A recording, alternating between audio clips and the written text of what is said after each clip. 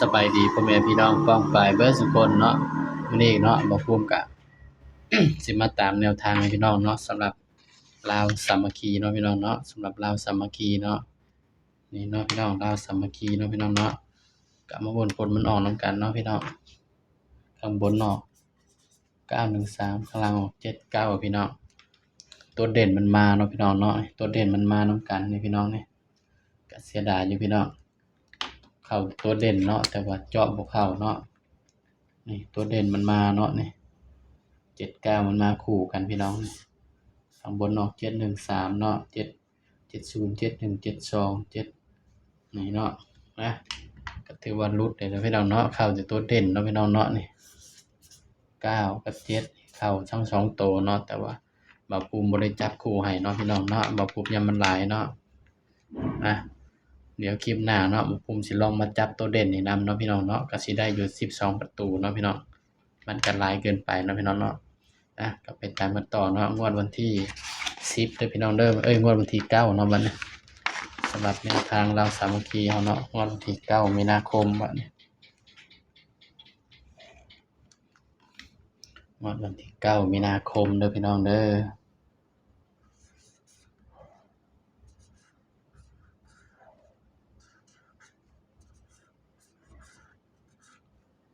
9มีนาคม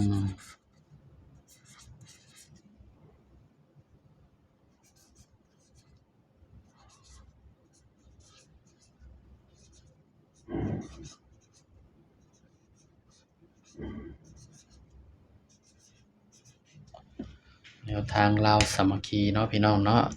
ตัวเลขก็มีเข้ามีหลุดกันเนาะพี่น้องภูมิก็ให้เพื่อเป็นแนวทางเนาะพี่น้องเนาะ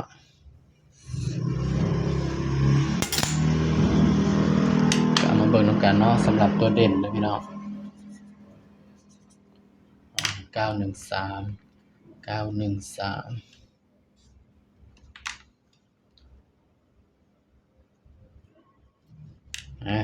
สำหรับตัวเด่นเนาะพี่น้องเนาะเบอร์อื่นนี่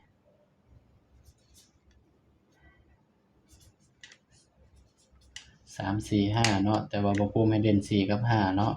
3คือตัวรองเด้อพี่น้องเด้อนี่สำหรับแนวทางลาวสามัคคีเนาะพี่น้องเด่น3 4 5แต่ว่า4เด่น4กับ5เนาะ3คือตัวรองเนาะพี่น้องเนาะ 913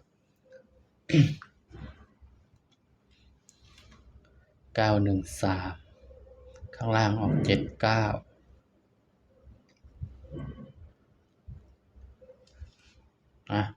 ็มาจับคู่นำภูมิด้วยพี่น้องบัดนี้913จับ4จับ3ก่อนเนาะพี่น้องเนาะสำหรับเด่นก็ให้เด่นไปที่4กับ5เนาะ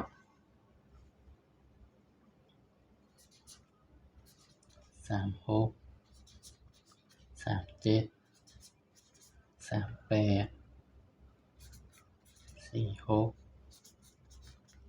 7 48 6 7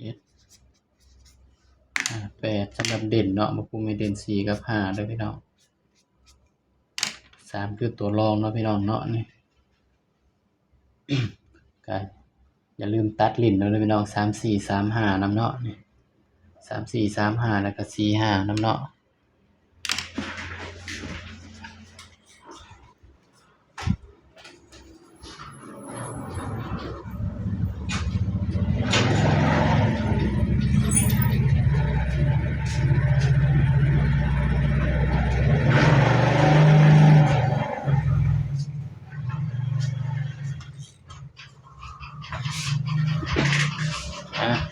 นี่เด้อพี่น้องสำหรับแนวทางลาวสามัคคีเนาะงวดวันที่9มีนาคมเนาะพี่น้องเนาะนี่อย่าลืมระวัง9เด้อพี่น้องเด้อ49 59แล้วก็39นำเด้อพี่น้องเด้อสำหรับคลิปนี้เนาะบ่ภูมิก็ฝากพี่น้องกดไลค์กดแชร์กดติดตามบ่ภูมิ Official เด้อพี่น้องเด้อนี่สบายดีครับ